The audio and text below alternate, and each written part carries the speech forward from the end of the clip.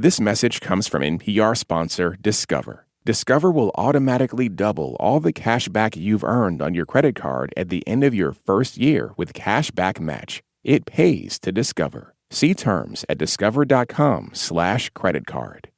This message comes from NPR sponsor Instacart. Worried about letting someone else pick out the perfect avocado for your perfect impress them on the third date guacamole? Well, good thing Instacart shoppers are as picky as you are. They find ripe avocados like it's their guac on the line. So let Instacart shoppers overthink your groceries so that you can overthink what you'll wear on that third date. Download the Instacart app to get free delivery on your first 3 orders while supplies last. Minimum $10 per order. Additional terms apply.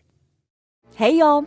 You're listening to Code Switch. I'm Lori Lizarraga, and I'm here with Jean and Parker. What's good, y'all? Hi. We got some exciting news for y'all. That's right. We are bringing a whole new extra segment of the Code Switch podcast you know and love to our feed. Mm-hmm. As Code Switch has always been part of the show dedicated to unpacking your questions about race, identity, and how to navigate the world of race relations in 2024 America. Questions we haven't been able to get on the show, even though we really want to. Episode 1 drops Monday and is officially in your feed. Have you listened? I have.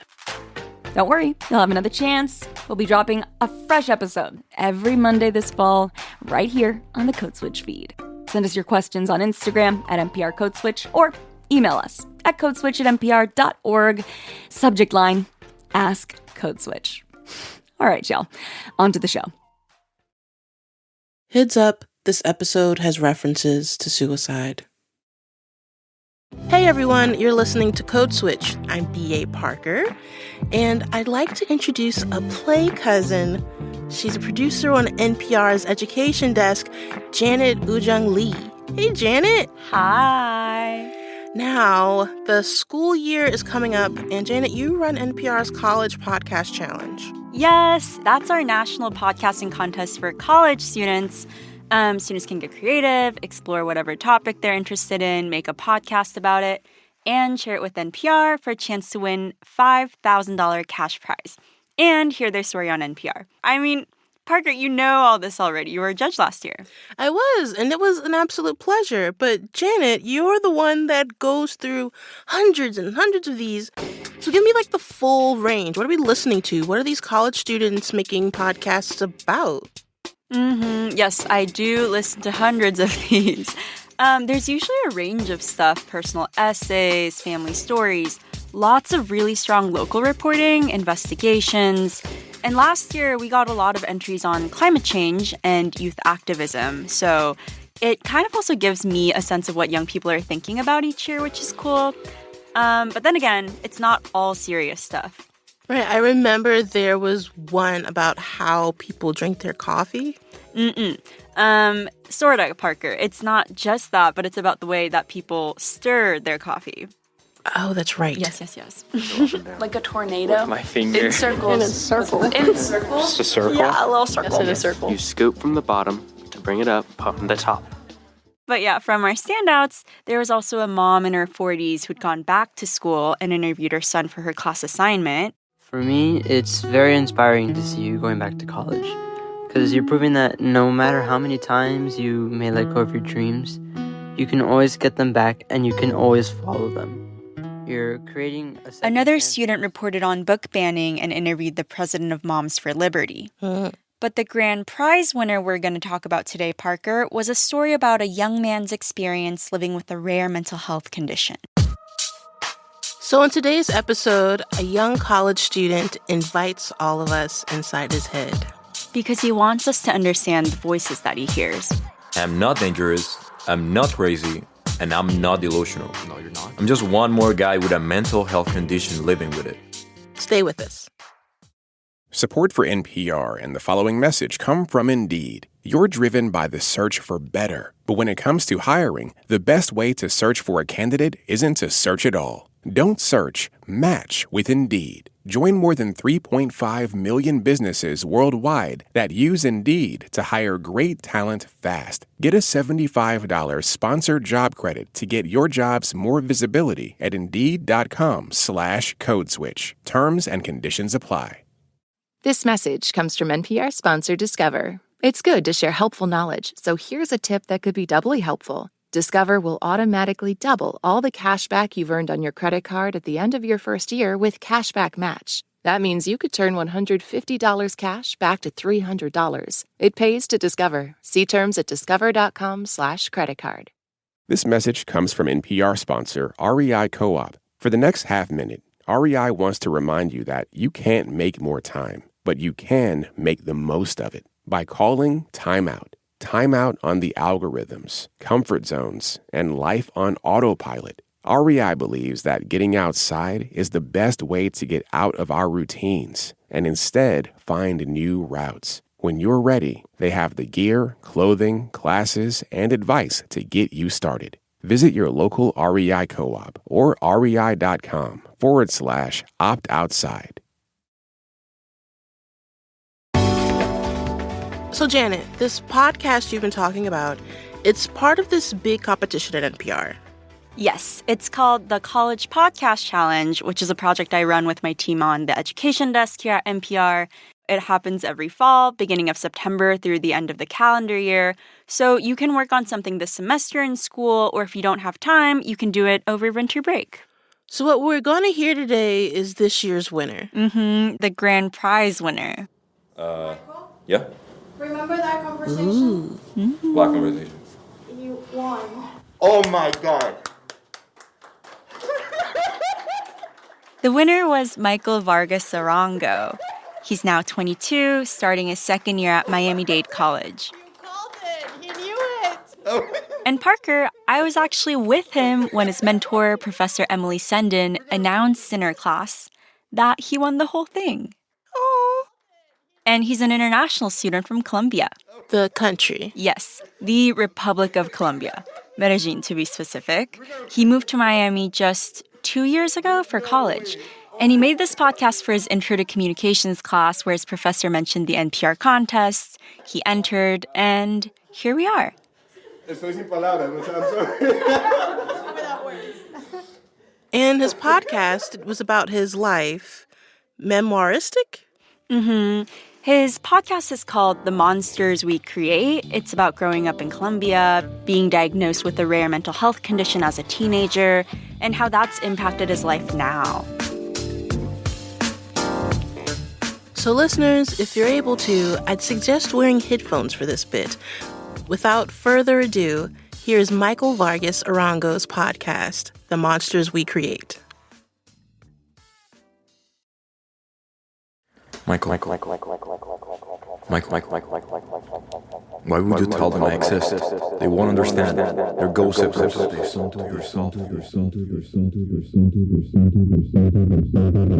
Stop. You're giving me a headache. Can you shut up for a second? No, I won't. Thank you. This is how I've been living my whole life. But you're probably wondering, what is this guy talking about? Who's he even talking to? Well, let me explain. Hey, Mikey, what are you doing? Just playing Xbox with Felipe before he leaves, Mom. I didn't know you invited a friend. Mom, he has been here for hours. But where is he?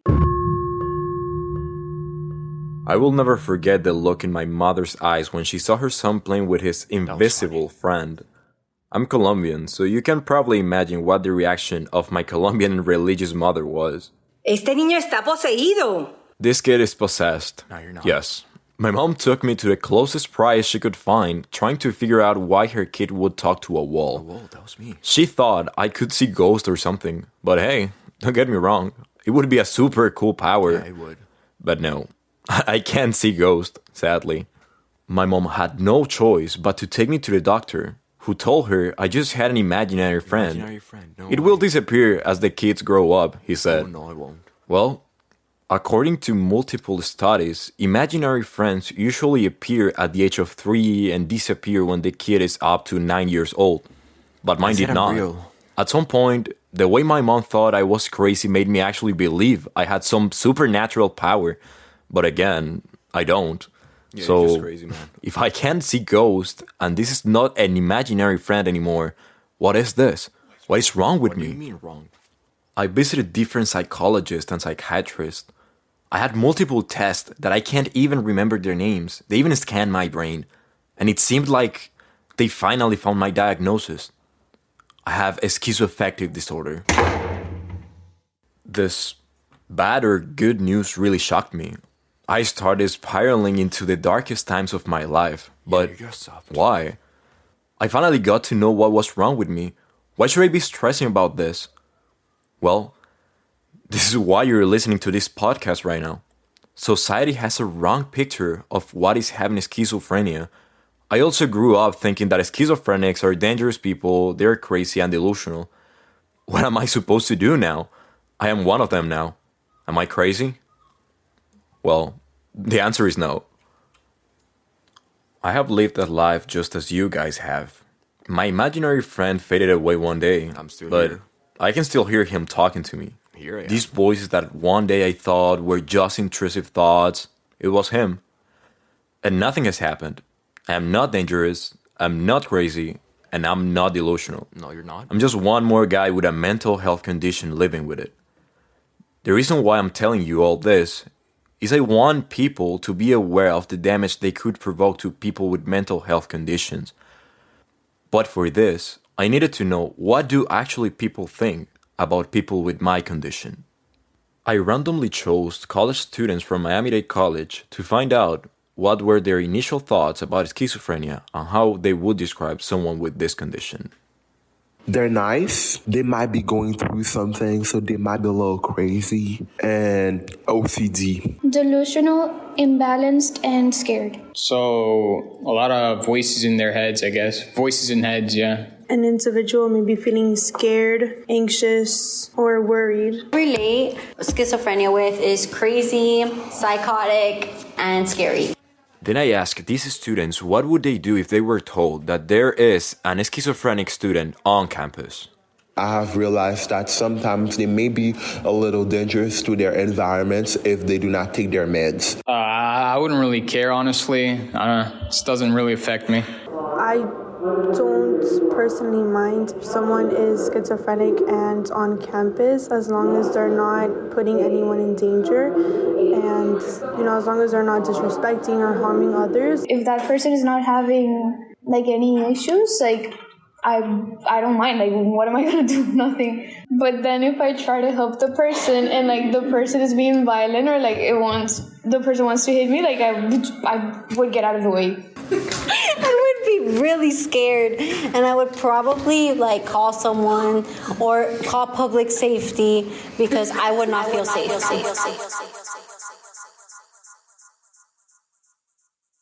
But how would they know they were being interviewed by someone with a variation of schizophrenia? They could not tell, and that is my point. People unnecessarily segregate people with mental health conditions, classifying them wrongly due to pure ignorance. Have you ever taken the time to research these conditions? Well, let me make it easier for you. Here is some information that I could gather from Dr. Kimberly Kaufman. Well, hi, I'm Dr. Kimberly Kaufman. I'm a psychology faculty member at Kendall campus. I've been at MDC full-time since 2012. My PhD is in psychology and law, so I'm not a clinical counselor. I am a research psychologist who's interested in psychology, law, and cognition. So individuals who are schizophrenic have what are called positive symptoms and negative symptoms. And their positive symptoms would just be more of those in relation to other individuals, or their negative symptoms would be less of those, like less affect, for instance, or less emotional expression. There is a stereotype about schizophrenia, or a couple of them actually. One, that people are often afraid of individuals who have schizophrenia, that they might be neurotic or violent. And actually that would be, I guess you would say, one and not two.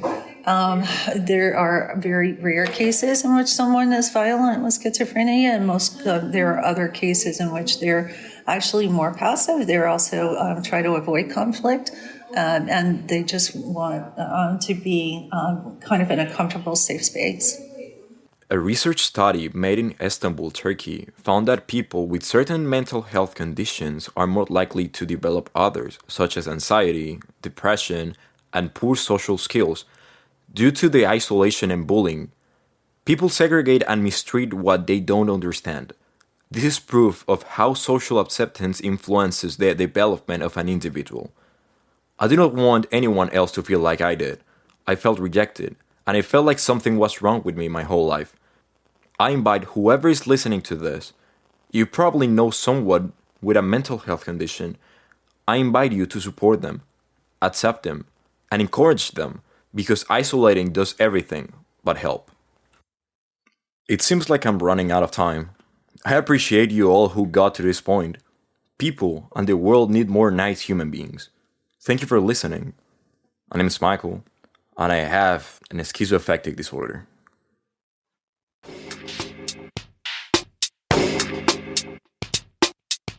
Coming up, we talk to our podcast winner. Stay with us. This message comes from BetterHelp. It's back to school time. And even if you haven't been to school in a while, you can still learn a thing or two, particularly about yourself. Therapy can help you do just that by helping you discover your strengths, set boundaries, and adopt new coping skills. And BetterHelp Online Therapy is convenient, flexible, and built around your schedule. Visit betterhelp.com/NPR to save 10% on your first month. That's betterhelp.com/NPR. This message comes from NPR sponsor Bluehost. Try Bluehost Cloud, the hosting plan made for WordPress creators by WordPress experts. With 100% uptime, fast load times, and 24/7 support, your sites can handle high traffic spikes. Visit Bluehost.com. This message comes from Noom, using psychology and biology to build personal meal plans to fit your lifestyle, taking into account dietary restrictions, medical issues, and other personal needs with daily lessons that are personalized to you and your goals. Noom's flexible program focuses on progress instead of perfection to help you build new habits for a healthier lifestyle. Sign up for your trial today at Noom.com. This message comes from the Kresge Foundation. Established 100 years ago, the Kresge Foundation works to expand equity and opportunity in cities across America. A century of impact, a future of opportunity. More at kresge.org. Parker. Janet. Code Switch. Back to our podcast winner, Michael Vargas Arango. Now, Janet, you got to talk to him on his college campus. Yes, Parker. NPR correspondent Alyssa Nadworny and I got to visit Michael at his apartment in Miami earlier this year. Hello. Hello. Oh, God, okay. Monkey. Moki. That's Moki. It's my brother's dog. So where are we going? To where the magic happened. Where the podcast magic happens. Exactly, Parker. We sat down with Michael in his room right by his desk. He opened up his audio project of the monsters he'd create and walked us through his creative process. I think it's on my laptop. Okay. Let me just check. I think I still have it. We first asked him to pull up the podcast pitch he had presented in class. The monsters we create. Here, I think it is. This one. In the beginning, he introduces his project like a research paper on the stigma around mental health conditions and disorders. And at this point, I started improvising. I said, like, maybe some of you, when you think about schizophrenia, you think about someone who's delusional, crazy, probably dangerous, something like that. And you're just, like, segregating people for no reason. And at the end of his presentation, Michael says he asked his class, well, what if I told you that you're looking at one right now? And everyone was like flabbergasted. Everyone was like silent. Everyone was silent, you know? Maybe they were shocked because of the quality of the pitch that I did, or they were like, oh, there's a schizophrenic in the room. Wow, I mean, we hear this in the podcast too. He knows what people often assume about people similar to him. Exactly, Parker. And he's using this story to talk back to those people. Right. To help people understand the voices he hears. The only thing that I have ever heard actually like clear is my name. It's my name, and I have heard a little kid talking to me, a woman talking to me, an old guy talking to me, but saying my name, but like repeatedly, like the echo, like that's one of the resources that I use, like the echo, Michael, and it keeps going hiring the volume, and it goes and goes and goes up, and at some point just disappears. It's weird. Michael explained to us that in the podcast, the layers of echoes and distorted voices that we hear aren't exactly what's going on in his head. It's more complicated than that. Stop. You're giving me a headache. Can you shut up for a second? No, I won't. It usually gets triggered when I have I'm going through like a bad moment or something like that. When I'm like calm, I'm fine. When I get depressed, when I get sad, when I'm get like too stressed or I'm like angry or something like that, then that's when like it gets triggered, you know. And I like the times that I hear things are like it's like they're mumbling. I say that that's like an ancient language, and that's why I guess I think like that's probably why I can hear ghosts, and they're probably speaking Latin. I don't even know what I'm listening to, you know. Oh, and okay, let's step back for a second. So Michael's diagnosed with schizoaffective disorder. Now, how is that different from schizophrenia? Great question, Parker. So there are similarities, but they're not quite the same.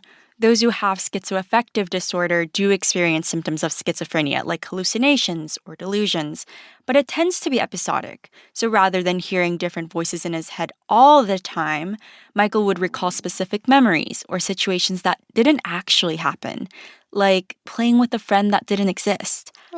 Other symptoms unique to schizoaffective disorder include mood disorders, like mania or depression. And it's very rare. Michael's among 3 in 1,000 people in the US who experience it. That's nearly 3 times as rare as diagnoses of schizophrenia. And it's rare to hear a first-person account of what it's like to grow up and live with a condition like this. Right. I'll also add that because it's such a rare condition, it's been misdiagnosed as having schizophrenia or being bipolar. Yale Medicine says most people are diagnosed as young adults between ages 25 to 35, but like Michael, you can have symptoms earlier in life or at an older age too. So when did Michael really learn about his condition? Well, it goes all the way back to his childhood. Michael grew up in Medellín, and he spent most of his time alone. Well, sort of. I grew up in the favelas in Medellín, so I wasn't really allowed to go out because like it was a dangerous place, one of the most dangerous neighborhoods in the entire world. So that's a thing, you know. It's like, all right, I'm gonna create my own imaginary friend because I'm not allowed to go out. Michael says while he was home alone, he remembers playing chess or Xbox with his imaginary friend. To be clear, we're not attributing his mental health condition to his isolated childhood, but this isolation made some of his symptoms more clear. Michael remembers as a kid talking to his mom, Olga Arango, about his friend. I once asked her about if she remembered a friend that I had that always would come to our house to play with me. That I would remember, like he would always wearing the same shirt, the blue pants. I was like, I clearly remember, and I remember his face. How can you tell me that he doesn't exist? Like it doesn't make sense. We asked him if growing up he ever imagined that this would be a story he would tell. I would never think about it because again, like when you grow in South America, things like mental health conditions and that kind of stuff, they don't exist. So tell me, Janet, what's Michael getting into here? Yeah, I think it's important to remember that Michael spent most of his life in Colombia. So his mental health condition, the language he had to describe it, and how his parents responded to all of this, it's informed by that. To put it in perspective, in Latin America, there's nearly 80% of folks with conditions that should be treated not getting help. Part of that, Michael says, is due to limited access. First of all, like if you think about like going to psychologists or a psychiatry, that's even here. It's expensive. It's really expensive. In Colombia, like our currency is not worth anything, so it's even more. It's harder for you to access to that kind of like services. And even when Michael, as a teenager, shared his experiences with his parents, he said it felt like they didn't quite understand what it's like to be dealing with mental health conditions. And, I mean, that's true for a lot of parents in this country, too. Yeah. And don't get me wrong, I'm talking like my parents were the worst. No, they're the best people I've ever, like, you could ever think about, you know? It took dark times, depression, anxiety, and Michael told me he even attempted suicide and was hospitalized. And that's what got his parents to act. And there's actually that, and I was okay. Let's help you. Let's see how we're gonna fix this. At that point, they put their feet on the ground. I was like, all right, let's do something about this. His parents brought Michael to medical professionals, psychologists and psychiatrists in Colombia, and that's where he got his diagnosis for schizoaffective disorder. Now, being able to name his own mental health condition was also tough because that meant challenging his own misunderstandings and negative preconceptions around people with mood disorders. I was one of those people that had this kind of perspective of these people are crazy, these people are dangerous, these people are delusional, you gotta be like away from them, blah, blah, blah, blah, blah, blah. So he was learning to live with this diagnosis and then moved to the US to finish college. So this guy is living through all this, then moves to the US, where we know it's all roses for newcomers. And then he decides to do the story where he interviews his classmates about his condition. Why would he do that? I know, Parker. That was one of the most painful parts to listen to for me, too. And listeners, just so you know, you'll be hearing reporter Alyssa Nadwarny's voice in some of these next sections. Well, I knew what kind of responses I was gonna get. How? Because I once had this kind of like point of view before I even knew that I was this that I had this condition. Same thing, because of environment and movies or whatever. You think like these people are crazy, these people are like dangerous, these people are gonna do something. They're just gonna go crazy at like any moment, you know. And so when they're saying this, are you like, because it's confirming what you think they're gonna say? Are you? I was smiling. You were smiling. I guess it was like a knowing smile. A knowing smile, like I knew it, like I knew it. Michael made a lot of creative editing choices as a way to lean into what people often think of folks with mood disorders, and then challenge those misconceptions. That's somehow a way from me to kind of like, let's say, make fun of the prejudice that people have about people with these kind of conditions, because they think that you're hearing this como que vas a ir a hacerle daño a alguien. That you're trying to hurt someone? Yeah, I mean that like you're hearing these voices talking to you like to try to go hurt someone, like inviting you, let's say, asking you to go hurt someone. That's not what you hear. That's not how it works.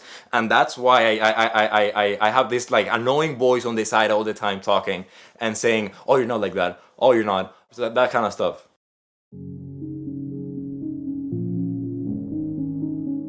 At some point, the way my mom thought I was crazy made me actually believe I had some supernatural power. But again, I don't. Yeah, so, you're just crazy, man. If I can't see ghosts, and this is not an imaginary friend anymore, what is this? What is wrong with me? What do you mean wrong? When we were at Michael's apartment, he called his mom to talk to her about what it meant that he won. Hola. Hello. Hello. ¿Cómo llegaron? No, me acabé de bañar, carita, tengo que ir a trabajar. He told us his mom was the first call he made after he found out. And she wanted us to know how proud she is of her son. Ha sido una persona muy tranquila. He has been a calm person. Buen hijo. Good son. Buen tío con buenos consejos para sus sobrinas. A good uncle with good advices for her nieces. Ha sido una persona que se ha preocupado mucho por lo que él quiere y se esfuerza mucho por él, a pesar de que a él le da mucha lidia. He's about to cry. Pues, económicamente le da mucha lidia mantenerse allá y a nosotros no es fácil tenerlo allá. She's saying that Michael is a person that works really hard to get the things that he wants, and it's really hard for him to be here in the US, and it's also hard for us to like keep him there. Y de pronto si quieren saber algo más, les toca que me pregunten qué quisieran saber. And if you want to know something else, you have to ask me. Has Michael changed your perception of what like mental health struggles could look like, or someone who has a disorder could look like? Pregunta que si Michael le ha cambiado a usted la perspectiva sobre las enfermedades mentales, pues las enfermedades psicológicas, o sobre cómo se vería una persona con estas enfermedades. ¿Sí me entiende la pregunta? Sí, Okay. Yo entiendo que él sí me las ha cambiado. Yo pienso que él tuvo mucho valor para hacer eso, porque yo pensé que él no iba a salir de eso. Okay, she's saying he has been really brave to tell his story, and to be honest, I didn't think that he was gonna be able to overcome this. Y ver lo que hoy en día él le diga a otra persona, usted puede, yo fui capaz, entonces yo lo admiro de lo que él fue capaz de superar a pesar de que está por allá solo. She said that she admires me. Siento alegría I feel happiness porque él soñaba mucho con ganarse eso. because he dreamed a lot about winning this contest. Porque yo le decía a él que yo sabía que él era capaz. Es más, lo tiene escrito que yo lo escribí. Because I told him that you're capable and I think that you can do it. Yo a él cada día le decía, cada día tiene que intentar ser mejor. No se deje como de caer por algo que le diga a alguien. Sea lo que usted quiere, luche por lo que usted quiere y lucharemos todos juntos. Y que yo tenía la fe que él sí iba a ganar eso porque Dios sabía que él estaba haciendo todo con mucho esfuerzo. I have always told him to like do his best in everything and be better and always try to be better. And I saw and I knew that he was giving his best for this contest, so I knew that he was going to be able to win. Dios me puso una personita muy buenita, y yo todos los días de la vida le digo que nunca cambie porque él tiene un corazón muy bueno. I know that God gave me a really beautiful person, and every day I tell him to not change because he has a really like a pure heart.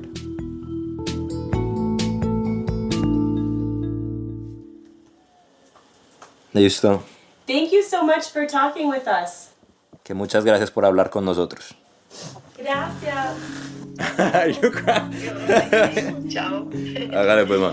Chao. Chao, ma. Quiero mucho. Chao.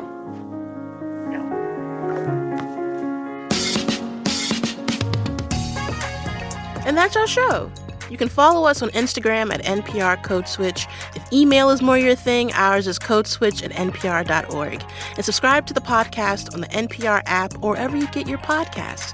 You can also subscribe to the Code Switch newsletter by going to npr.org/codeswitch-newsletter. And just a reminder that signing up for Code Switch Plus is a great way to support our show and public media. And you'll get to listen to every episode sponsor-free. So please go find out more at plus.npr.org/codeswitch. This episode was produced by Christina Calla and Xavier Lopez. It was edited by Courtney Stein. Our engineers were Maggie Luthar and James Willits. And a big shout out to the rest of the Code Switch massive. Jess Kung, Leah Dinella, Dahlia Mortada, Violin Williams, Jasmine Romero, Lori Lizaraga, and Jean Demby. A version of the story was originally reported by Alyssa Nadworny and edited by Steve Drummond with translation help from Malia Agudelo. I'm B.A. Parker. I'm Janet Ujang Lee. Hydrate. And with that, bye! You're gonna be a shark when you grow up. Do you know that? I know that's what you sing to your cat. This message comes from NPR sponsor Oracle Cloud Infrastructure. OCI is the platform for database, application development, and AI needs. Do more and spend less, like Uber, 8x8, and Databricks Mosaic. Take a free test drive at oracle.com/NPR. This message is brought to you by Warby Parker. Their glasses start at $95, including anti-reflective, scratch-resistant prescription lenses that block 100% of UV rays. Try 5 pairs of frames at home for free. Go to warbyparker.com/covered.